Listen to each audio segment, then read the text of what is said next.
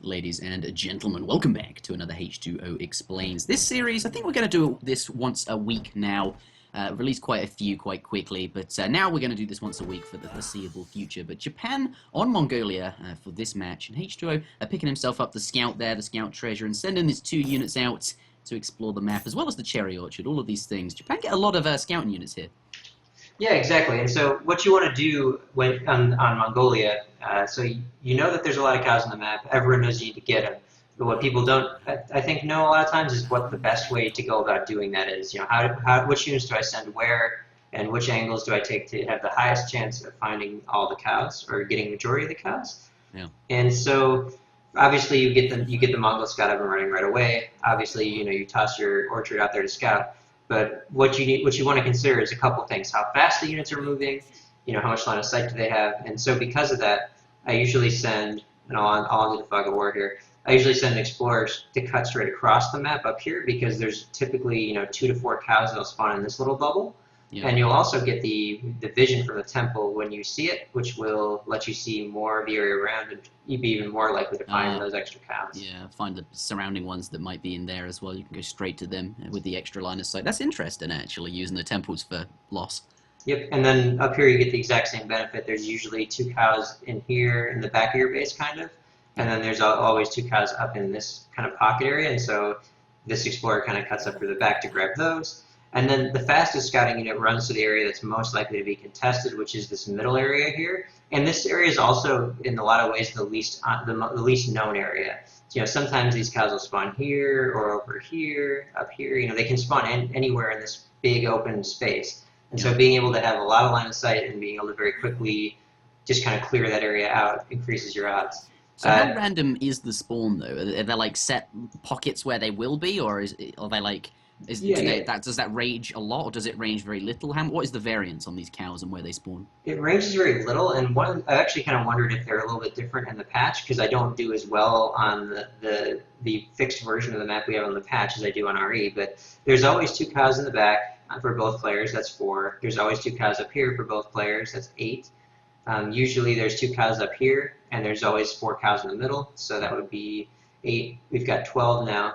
And then down here are 2 additional sets of cows, usually. Yep. So that would get you all the way up to 18 if you count the 2 that are usually up in here somewhere. And you just have a feel for where they are, and that comes with playing the game a lot, I suppose. Yep, and so I'll continue now while I start to gather these cows. A little bit fast forward here to catch up for lost time. You'll see the fan-outs very, very fast. When I find cows, I turn around. These 2 cows were revealed by the line of sight from the TP. And yeah, you'll just see it just kind of, trying to scout as much of them as possible. And once I found 2 cows here, I also saw his native scout come up from here, so I just decided to not scout that part of the map and instead try to come out here and catch some of his additional cows. Potential ones coming home, because you knew he'd already got them from there, so perhaps you can send them out and do something else. But something I'm finding interesting here is, this is the first non-mirror of the series. Do you want to tell us about that? Yeah, and so in this series, I've been kind of hoping to play this matchup, so I practiced the night before. I practiced as Japan versus France on Siberia, and what I figured out was that if both players go Fortress and you send this Nagi Nato Rider hit points card and you go Nagi Yumi, you win pretty hard actually, just as long as you don't lose your Shrine Wonder. And so my plan was to kind of force that on Siberia. And he switched to Aztecs when I did Japan on Siberia, and so that's why we ended up doing an Aztec mirror game 1, was so I could save. I didn't want to play Japan and do an unknown. And then we made it through game 2, which was me picking first as a German mirror, and now he picked France first. And so I was talking to Maito on Skype, before I picked my Civ for this game, and we were both just like, well, why not Japan? I mean, this is kind of a low hunt map. It's not a bad map for Japan at all. Why not just do the same thing we were thinking about, only do it here? And so that's how this matchup happened. So you were hoping to get to this point, because we did say on the stream that Aztec Mirror was a bit of a weird matchup. Aztec, a Civ that certainly you can play, and clearly you showed us that, but not one we expected you to pick, especially on Siberia. Zuto was going hard on Japan. Obviously, we know how good it is there, but that's why that all happened. Yep. But how many cows and what's going on right now do you have? Yeah, before I talk about that, actually, the fact that I prepared this matchup won me 2 games, because Aztec Mirror, in my opinion, is kind of a free win for me right now. I think I've got a little bit more refined build than most people do, so it was quite helpful to have that advantage, right? So really, it set me up to play a bunch of stuff that he didn't want to play. I think LordRaphael really likes to play France. So this is actually really key. You'll see when I write, you'll notice how my Explorer, you hear like the little clunking sound. When I go down on this treasure, my Explorer kind of ran away over here. So the clunking sound H2O talks about is when you try to get a treasure, but there's still guardians on it, and it's like plonk. No, you can't do this action. It's impossible. So he heard that. Go on. Yep. And so when you get in that position, you'll notice that your scouts a lot of times will like run around really weird. So what I do actually instead is I kind of right-click near the treasure. You can like right-click like near it to kind of get him in the right position. Yeah. You can see the waypoint is kind of like, and so you'll notice that my scout actually runs back. And there are very particular spots on these wagon treasures that you can go down and pick up the treasure on, and some that you'll, like if you've ever been frustrated trying to pick up a treasure because your Explorer walked around and his didn't, it's because there's very specific points. And it's very predictable. Like if you try to pick it up on a certain spot, you just can't do that. And so when I unpause it here, you'll see my Explorer ends up getting in position right there. See, he's like right there. Is this one of those? So you're telling me like treasures can only be picked up in very like specific locations on it, like a certain perimeter, or well, you know, what I'm trying to say. Certain points on the thing, yeah. And it might be worth doing like a tips and tricks on that, where you just like have a picture of the wagon on the screen, you know, and then just like put little marks on where you can pick it up. Yeah, that's actually, and that's like that will help with treasure contentions, and I think a lot of people will, especially when I was new, I'd play against Azank a lot, and he would always win the treasure contentions, and I had no idea how, and perhaps that is why. That's a big part of it. You know, that was a 90 wood treasure, and that's pretty good for this house, right? Yep, and so I pop back, I build the house, and with the poofs. Yeah, with the poofs. I also got his native scouts, so I really came out pretty far ahead here, and I poofed them both back because I want to get this 50 wood, and I wanted to get this house up as soon as possible.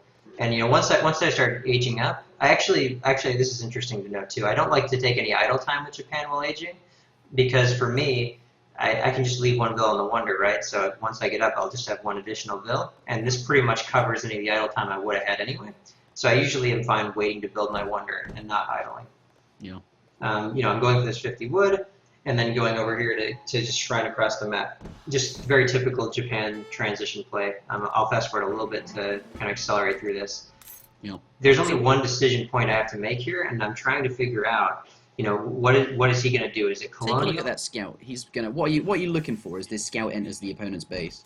Yeah. So what I'm looking for is just what resources he's gathering. I want to see, ideally, how much gold he's gathering. You know, is it going to be a colonial build or not? And I see a kind of a mix of gold and wood, or food and wood, which actually, honestly, isn't telling me that much right now, because he could still just be waiting for placer mines to come in. I'm also looking to see when TPs finish. It may have been, if I saw like every single bill on wood and then a TP pop up, that would tell me he's doing like a stagecoach build like really fast, and I should try to punish it. But for now, he's just very neutral, right? For newer players, and especially when I first started playing, I'd always like scout their base, but honestly, I wouldn't know what I'm looking for. So like, whenever you scout something, I think it's nice to tell us what you're actually looking for. So I think that's helpful, and obviously that at the moment hasn't really told you very much. Yeah, unfortunately, what are you thinking right now, if you don't know? Yeah, so what I'm expecting, I see these two bills here, and I see a Rax go down, and I see a second TP, which tells me what I would do. I think what would I do? And I would do a semi. He's also seen me do semis against a lot of people and be very successful. So I'm thinking that he's probably going to do a similar build to what I do with the semi-FF.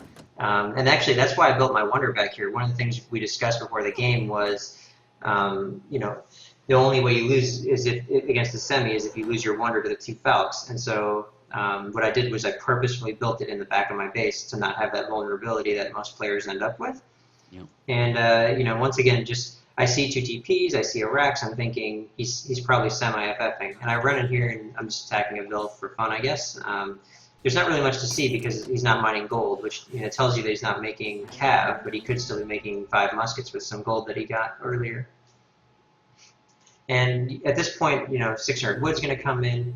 And what I really want to do is just make like 5 Yumi to counter pikemen and then go Ashy. I think Zoot actually mentioned on the stream what I wanted to do perfectly. I wanted to make the Ashy to kind of contest the trade line while the Yumi were there to kind of fend off pikes and any crossbows he would make. So I see only one Rax here. I'm actually actively watching this. You want to see what pops out? Yeah, exactly. And I poof both my explorers back here just to start building houses because I have a lot of house potential actually in my base at this point. Yeah, there's quite a lot of animals there back in there that you can take up, snap up, and obviously all the cows that you got earlier. Want to task them to the shrines if there's any idle. Yep, exactly. And the cows are really important because they gather like double the rate of a herded animal almost. Yeah, and that's why you were looking so hard for them earlier. And obviously, even if they didn't do that, you still want to find them because any civ can make use of them. But yeah, lots of protected shrines in here, and that's not something you often get to do. Yep, exactly. And so, I've got my racks up. I'm making Yumi, and Wow, he has a lot of trading posts. Yeah, exactly. And he's going for the stagecoach build that I usually do. So I still think he's semiing because what would I do if I was in this position is what I'm thinking. I would semi. I see 10 pikes. I'm expecting maybe, a couple muskets or a couple crossbow. Well, he then 7 gold H up. So I only make 5 Yumi, and then I switch to Ashy with the goal of kind of pressuring these TPs. So if he tries to age, I'll kill a couple of them and build my own TP line. And making these Ashies right now is a facet of seeing the 10 pikes rather than any fewer or less than that. Yeah, exactly. Because the pikes obviously can't fight the Yumi, right? So I'm not in any danger of losing my 5 Yumi, I don't think, right? Mm. And so at this point, I still don't know for sure, but that's the assumption I'm operating on. So I see a lot of crossbows here, which tells me 8 crossbow cards have been sent, and I just try to kite back and use the range to my favor here. You'll notice that right here is a good example. He's trying to target my Yumi, and so some of these guys are going to get out of formation, and so when he runs forward, he'll run slowly while they reform. And because I have more range, I can use that to get off free shots potentially. You see, I've gotten away, right? Every time they bunch up and sort of walk around out of position, like here, you walk forward and shoot because not all of them are in range. Only a very, very small amount of them. Exactly, and so you can continually do that. That's in every single thing you do is about trying to get an advantage on him in terms of military units and just Yep, and a lot of these early game exchanges are really unit for unit. How much of a win can you take? And so I see only the Expo, I see the pikes, and I feel like he's staying colonial. So he's probably just going to have maybe muskets or crossbow, no cav. And so I send my Ashy up here to kill this back trading post. And I figure with my best heroes and my Yumi I have, I should be able to hold it just fine. So I even send my next 5 Ashy up there and switch back to Yumi. And I'm sending gold behind this too to age up if needed. Building a stable just in case he's not. So I've still got plenty of choices. So you've got 2 options there: turn the gold into cavalry, or perhaps use it to take up to the next stage. Exactly. And now here he's pushing in, and I see 5 muskets. So I feel like I can just kind of poke away at the edge of this, and that's what I decided to do here. While my muskets continue to siege up here. And what I didn't count on was 2 cav. This was a really surprising 2 cav. And this moment in the game is actually, if I lose these units, I didn't probably think he'd have a lose the stable. game. Was that right? Yeah, I had no idea he would have a stable. Yeah, he didn't have 2 Raxes, but he had a lot of military units, and he sent a crossbow. I just didn't expect it. And so he caught me off guard, and if I lose all these units, it's like I've got 6 Expo and 4 Yumi against 2 Hussar, 9, it's only 6 muskets. Ouch. 6 muskets. If he snares you there, you're toast. 7. That's, Exactly, so I need to be really on top of my kiting here. And you'll notice I try to drop off 2 best heroes. He very nicely goes around those 2 best heroes. But he lets them live. I think he probably could have cleaned these up. Were you hoping he'd just attack, move onto them, and just get away? And then, so you'll notice I'm also fanning out a lot, right? Like this Explorer's here to soak damage, these Yumi back here are firing, and it's always on the cav. Every shot needs to go on the cav because once they die, I can actually retreat. And so now, the chase is kind of ended for him. And I've got a nice fan out here, right? These units are firing from really far away. These guys are still getting chased down, but he's also getting baited into my Ashy. And because of all the volleys I had done earlier, you'll see a lot of them are low HP. And so he's going to lose a lot of units on the retreat here, and this looks particularly bad as they kind of get cleaned up, right? Yep. And each time they die, they slow down too, which is kind of interesting, right? Like they slow down to reform, and so you can just kind of keep picking them off. I could have probably gotten a crossbow here, but interesting. Every unit counts, right? So this one crossbow here, I'm actually going to manually path it down to here, and then I'm going to manually path these guys up in between volleys. So that way, if he wants to kill this crossbow, he's going to have to lose at least 1 cap. And so You'll see I cut it down. He actually has to run and that from forces him off, yeah. Yeah, and then I'm able to pick up So extra cav. you take a look at the fight and you find, all right, how can I get out of this? And you see this one crossbow is the key thing there, and just you're always looking for that, like, what is the best thing to do? What is the best way to spend my APM in this situation? Yep, and another interesting thing I do here, I have these I call them halt minutes, but they're sentries, I believe, and I send them up to this trade post because they only have 1 HP, and they're not going to be very helpful at this point in any fights. So I could have maybe brought them in, but I didn't expect this fight to happen right here so decisively. And so they're up there sieging, and I'm just taking this fight. And the goal here is just to clean up the muskets because those are the units that are doing the most damage to my tanks, my cav. And so long as the cav are alive, Japan infantry is really strong behind it. Yeah, so they're the key things to focus down. That's what you're aiming for. Yep. And once again, at this point in the game, it's just we've both committed to colonial, so it's really just constant unit bashes and kind of constant skirmishes like this across the map. Yeah. He called minutes here, which saves him a lot. I actually had to run from this. And yeah, I did quite a lot of power. Yeah, I just figured I'd walk away because those minutes are too much with the army I have. So, aren't you concerned at this point in the game? I mean, like, it's fairly even in score. He has, 4 trading posts, stagecoach behind this, and you've just sent Cherry Orchards, which is inherently, slow. It doesn't really do anything, but it's something you have to do. Correct. I'm not happy about having to send Cherry Orchards, and I'm not happy he has the stagecoach. And I really wanted to clean the stagecoach out, but I just haven't had the chance yet. As you can see, we're just fighting. Yeah, he's kept you distracted for a while. And this fight right here, had quite a few favorable, good engagements, but yeah, he still feels like he's in a very good position at this point. Yeah, and I think honestly, this entire early game that he's had the potential to win very hard, honestly. But through a couple of small unit control things, I've been able to keep in the game. And this fight looks a lot scarier than it is because there's obviously the 6 HP minutes. There's some low HP crossbow, but also these 7 Yumi is going to clean out these muskets really fast. So these 5 Nagi represent a lot of potential. And you'll see that right now as they just kind of get in here and are damaging everything. He brings in a bunch of pikes, and I actually kite down here and then engage again, just to buy the time to keep volleying at them. You get an extra volley in from all of the Yumis before the Cavs have to start taking. That's good. But you'll notice I don't run like a mile away. Players often run like a mile away from pikes, and what that does is it effectively just deletes your cav, right? Because they don't really do anything. Like they're not. It is a counter, but it's not like if they take a couple of stabs from the pike, that's game ending, right? Yeah. Keeping them in there for the snare potential is huge. And here I actually get a little bit baited. I just really wanted to kill these crossbow because of how good the Nagi potential is here. And I had 4 Ashy, so I thought that was fine. But it turns out 2 of them have 1 HP. Actually, and then looking at half of my army says 1 HP, and these 5 huts are coming and just kind of wreck me. And so you think that was a lure? Like you had enough cav to snare him, and it looked really good. But yeah, I think it was. It was just a good play by him to know that he could be up there with his crossbow and not lose. So I mean, I did kill almost all the crossbow. I think yeah, nice. I get that last one, but that wasn't a very cost-effective situation for me. And now I'm kind of running away. And I just want to regroup here. The longer this game goes, the better it is for Japan. It does take quite a while for that statement to actually transition into an advantage. Around 15 minutes of drawn-out colonial fights like this would get me there. So I'm still not really in the lead. You'll see I'm down 8-score, and it doesn't feel great, really. I mean, it's not like I'm sitting here in the best position I've ever been in, but yeah, I mean, I'm getting closer and closer to that point where I'm in the lead. And I catch these 5 pikes here, and I'm okay to take cav damage from pikes again because of the outnumber situation. I just want to get them off the map so I can feel comfortable about my shrines. And so 1 Nagi for he doesn't have pikes. any more pike when you clean them up now. You know that they're gone, so that's peace of mind, right? Yeah, exactly. And you also notice I'm continuing to reshrine whenever possible, and I try to reshrine on hunts.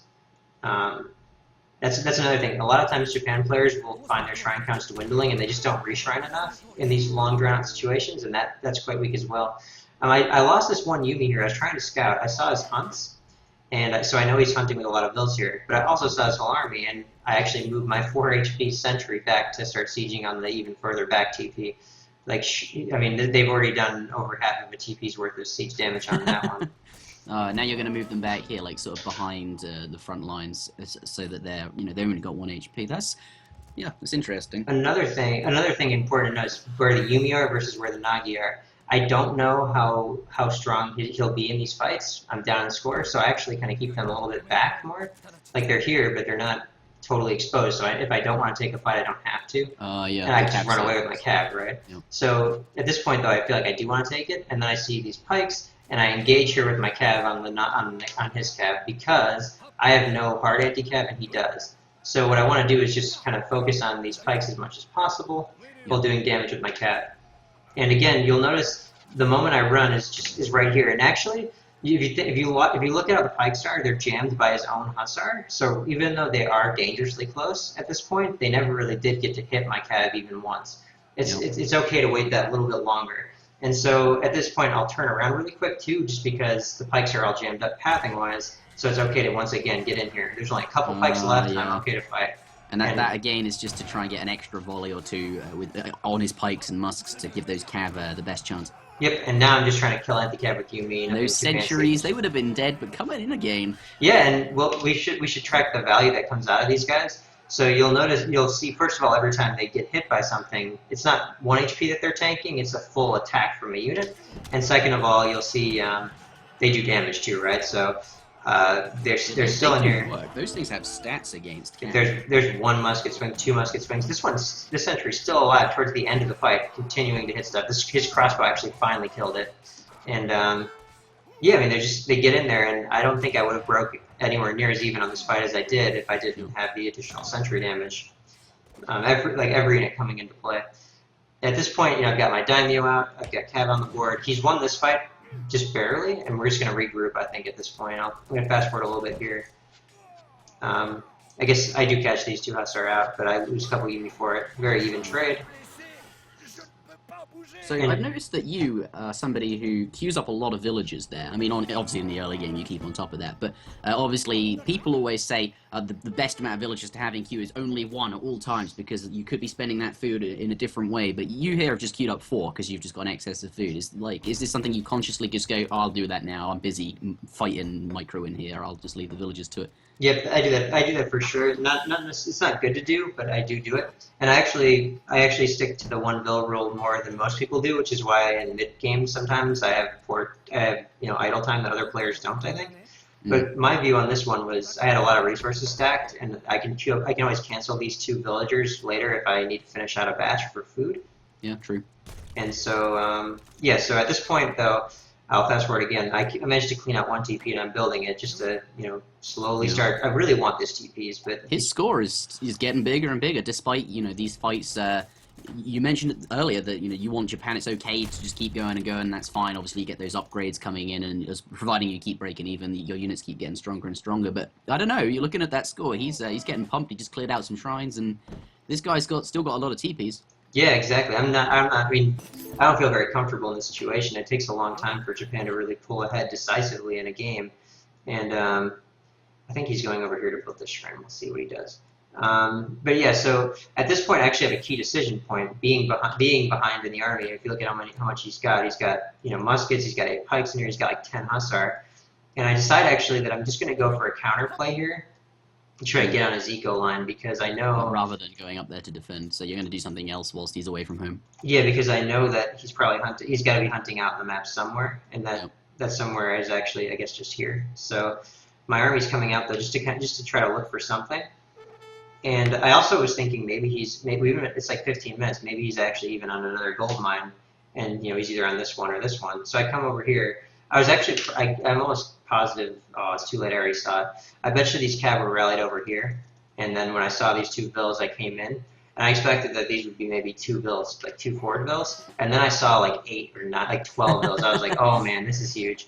And so, yeah, exactly, the Raphael mining. And he also just hits Fortress at this moment too.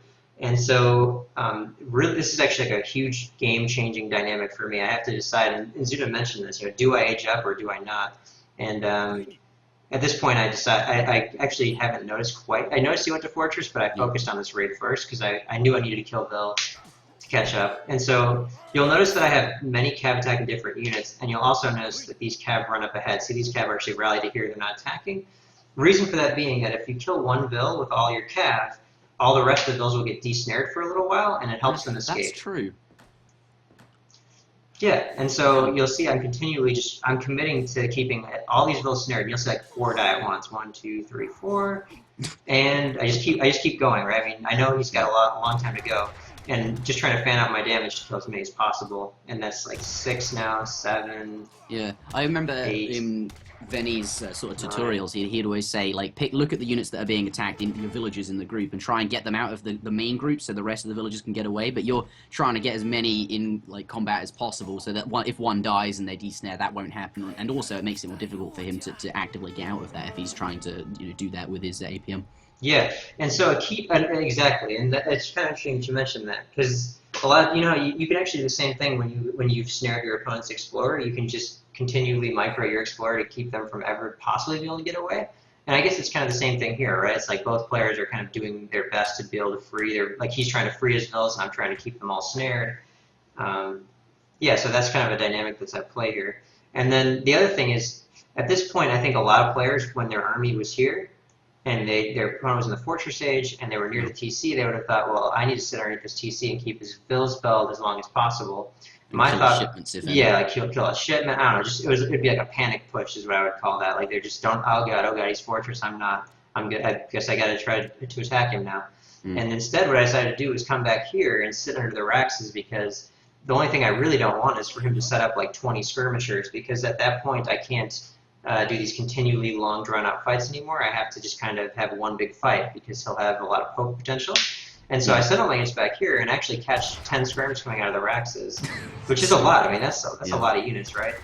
And they're also his only fortress units at the moment. So catching 10 skirmishers for essentially 3 Ashy is a really good trade. So because these barracks were sort of not in his base and his army wasn't nearby, you wanted to stay here and deny the ability to sort of use his fortress age advantage, which is to get skirmishers out, and obviously that's what he's going to train. He has 2 Raxes, and I guess you do know he has a stable, but skirmishers, Yeah, exactly. And so with that, I'm just continuing to train against behind this, and he's fighting me over here. This actually bought me some time too.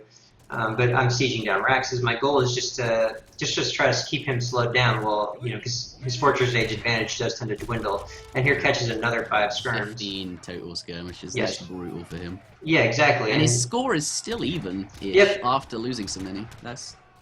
And it's interesting about this. I mean, if you look right now, this fight is essentially just a colonial fight. I mean, I moved my daimyo out here to keep him from dying, but there's a lot of hussar, a lot of pikes, and then there's these curs back here. And the key here, a lot of players would have just said, like, there's a lot of cav, I'm going melee, like, it's melee time. And instead, what you should be doing is grabbing the right muskets and putting them in melee. So these guys are in melee, these guys are also in melee, these guys are still shooting right now, but when the cav comes in, I'll take the front line and melee those. 2 reasons for this. 1, you lose attack in between while the muskets are all in melee, jamming and bumping into each other. And 2, with Cuirassier Splash, sometimes it's better to actually not just be full out hand attack. So you'll see, you'll see right here, as he gets in closer, that's when I go melee. Like right here, you see I grabbed these very particular units and made them go melee only. Same thing up here. These actually come in here, and these guys go melee because they're up here. My daimyo, I actually run him away now because I feel like this fight is hopelessly lost based on the amount of cuirassiers he has. And yeah, these actually go back into range mode right around now once all the caps cleaned up here, and they just shoot. I move a couple of in melee again, like maybe 5 in melee on these curs, and the rest are in range mode on the muskets. You're actually doing pretty well. Yeah, and imagine if he had 15 skirms in this fight, how brutal that would have been for me. I would have lost this fight really hard. Oh dear, the monkeys. That's everyone always noted. Like I think Zuda mentions it too. I always kill the treasure guardians when I have a chance to because I'm notorious for randomly clicking on a treasure in the middle of a big fight. Luckily, it only will kill 1 unit, then they reset, which is nice. But break about even on this fight, and my daimyo is still alive. I do forget about it, which is kind of sad. But imagine he was still alive; it would be nice. Well, he's not dead. He's essentially dead. If I don't remember him, but. And so now my clubs and everything are coming up here trying to deny hunting. I've killed a lot of vills. You'll see I have a score lead, and I'm just committed entirely to colonial because there's the resources are up, and And The only you're way. looking for his resource income. Where is he gathering resources rather than going, oh, I won that fight right now, I'm going to go onwards to his base. No, you're looking for the villagers here. That's the important thing, isn't it? Yeah, I mean, if you look at what's actually in his base, whoops. If you look at what's actually in his base, I mean, that's like the most dangerous point in the entire map, right? There's town snare fire. There's easy to protect vills to get in the fight. There's his stable, and also shipments are popping out of here. So if you want to lose the game, a great thing to do right now is to go where his strongest point on the entire map is, and there's not very much value there. Whereas there's other points like up here and over here where a ton of vills are gathering food, and he's very weak on the map there. So, and also the TPs as well. And now that he's out of hunts, well, I also think it's worth mentioning that he has to also change his TPs off of wood or gold and put them on food, which also makes them weaker. And the siege damage I did earlier in the game coming into play here as these clubs kind of finish off a couple of his TPs. And at this, I can just sit on the map here, very comfortable, just keep building vills, keep building units, and just slowly kind of creep the map to take advantage. I've zoned him out the last hunt, and I'll just start taking TPs. And now he knows, LordRaphael's a good player too, like he knows that he has to make something happen here, and that's why you'll see his army getting so aggressive coming out here, seemingly for no reason, but it's because he's in a position where he needs to start getting some really good trades before I get a big mass up. And I'm actually trying to... He has managed to get some skirms out, which is nice for him. Obviously, yeah, you can see... to deal with in Colonial Age. Exactly, you can see how hard they are to deal with. These 5 curs come in here, and I don't really care, actually. I just want to get the snare on the skirms and force the fight, because I have a lot of Ashy, and because I've got these clubs. Yeah, they come in from a great angle. And you'll notice that, first of all, I manually path them the other way around the treasure, which is a huge deal, but then secondly... I wait until the very second that his reload animation's up on his skirmishers, and I pop the 2 clubs that he's most likely to shoot at into cover mode right now. They're in cover mode, right, so they survive a full volley of skirmisher fire, and it allows these clubs to just continually do damage to these curs, and makes this fight just like a really hard victory. I already had him really outnumbered, but just the harder you win every fight, the better. So, and at this point, right, he's already lost 10 vills from earlier, and now he's lost some more, and he's out of resources. So, after about 20 minutes worth of scrappy play, he managed to pull out a win as Japan. So that's how it's done, I guess. Well, thank you for doing that with me, and thank you everybody for listening and for watching. If you did enjoy this, do leave a like on the video and leave a comment if you want to say anything to me at H2O. Both of us, we do check the comments, and we do like to see the feedback. But yeah, if you enjoyed this, also. Tell H2O if he's willing to spend more of his free time doing this kind of thing, then I'm absolutely willing to do the same. I enjoy doing these, and I think if you enjoy all of these, yeah, you know what I'm saying. But I guess we'll see you next time. Yeah, thanks, guys.